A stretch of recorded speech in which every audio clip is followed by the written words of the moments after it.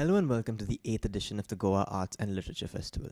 Today with us we have a writer, a poet, and the editor, Subodh Sarkar. Hello sir, welcome. It's a great honor to have you, sir.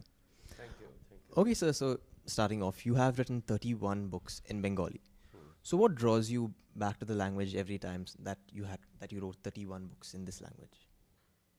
I took 35 years, or more than that, to write 31 books of poems. And I never, ever imagined that I would be writing poetry in a language which is not my own. So this is my own, Bengali is my own, and I have been teaching English for more than 25 years, but still I believe that, it's English is good for a stomach, but not good for my heart. So I continue to write in Bengali because of the fact that this is the language that I feel most comfortable with. Number one, and number two, that I think that if you talk business, I can tell you, I can give you, figures like this, because in India, an Indian subcontinent, Bengali has a huge readership that can outnumber the readers of Indian English, because we have almost 25 crores of Bengalis speaking Bengalis, including Bengalis in Bangladesh and all over the world. It's Bengalis you find in Assam, you find in Northeast, you find in Odisha, you find in Jharkhand, in Bihar, and also elsewhere, in India. So I believe that I feel very strong. I feel extremely proud that I write in Bengali and I teach in English. Have you translated some of your poems into English? Usually I don't want to translate my own poems. I have translated others. So they say a lot gets lost in translation. So have you seen that, or have you experienced that when you're translating your poems from Bengali to English, or from Bengali to any other language for that matter? As for English, it's really, when Tagore translated his own poems into English, it was the 50% of the original ambience, the original ethos of Bengali poems. So 50% was lost in translation. It's only 50% that you read Tagore in English. It's not a full Tagore. It's a half Tagore that we read in English translation. And I believe that Tagore had done a great injustice to his own works. So, and that continues, I believe, that even, I think the better option is, to get my poems translated into other Indian languages, because we are very close to each other. We have a lot of, it's like Europe. So when one European language poetry is translated into another European language, so they are very, culturally they are very close to each other. So it happens there so beautifully. And it can happen beautifully if we translate from one Indian language to another. So, but English doesn't work. So would you say that the growth of Indian poems in India is going upwards, or is it staying stagnant at the moment? No, of course, it is growing at the same time, but now we have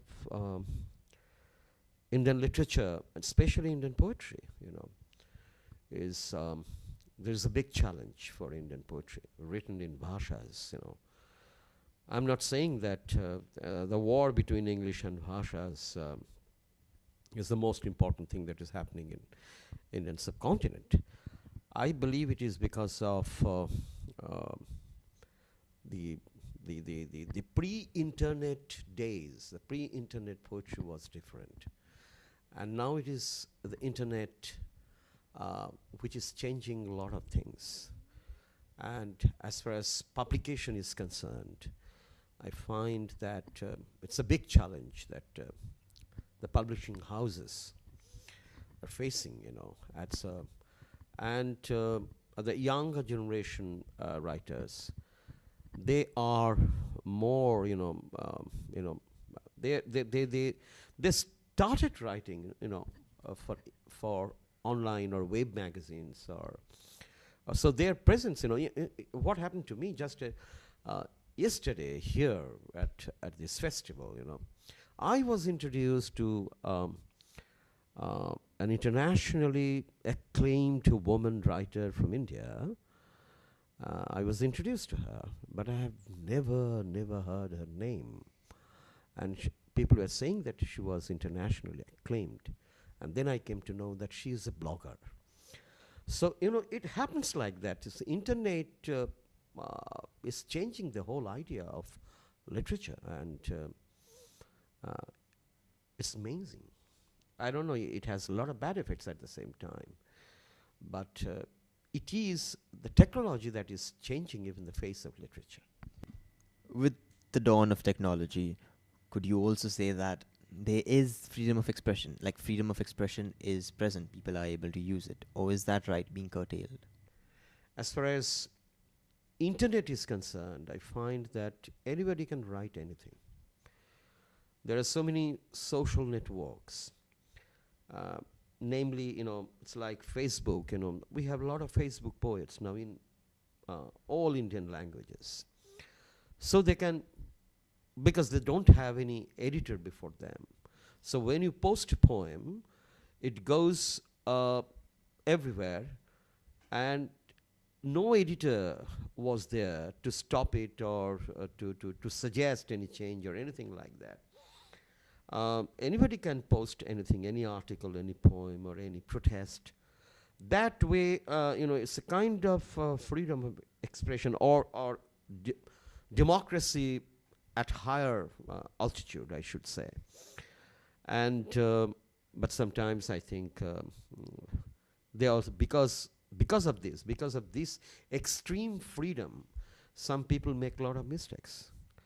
But one good thing that those who were not allowed to speak their mind out, now they have a great space before them. They can make use of this space.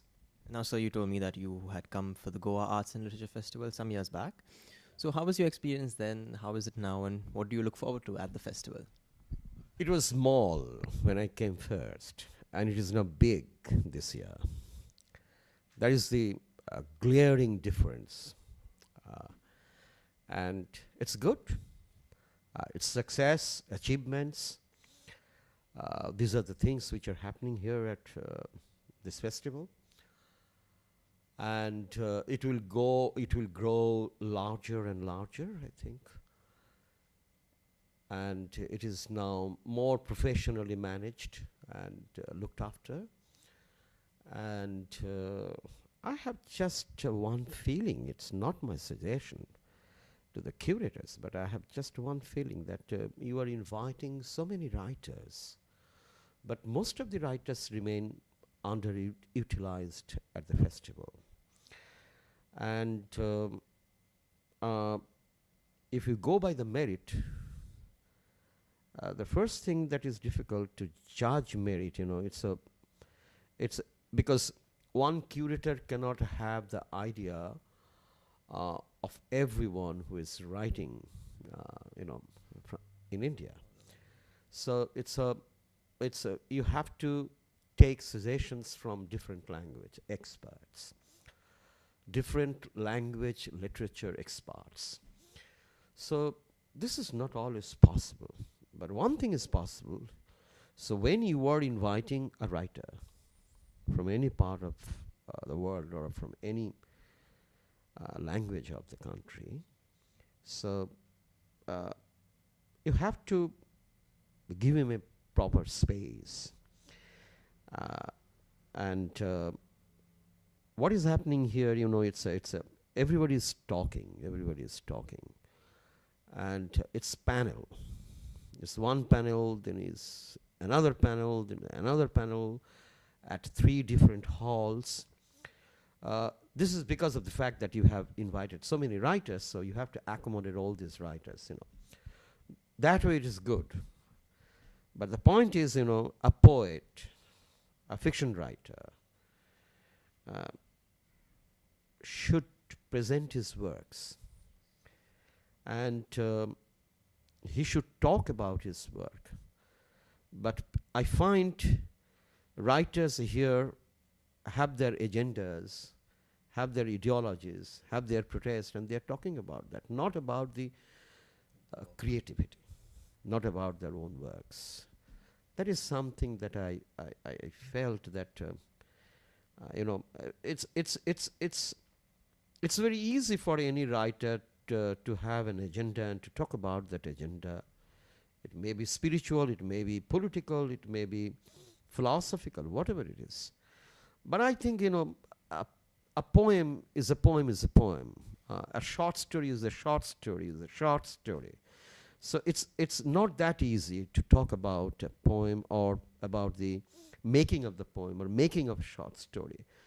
So these touches are missing, you know. It happens like that everywhere in India, that when you have a big festival, you miss a lot of nuances. But there should be a space for that.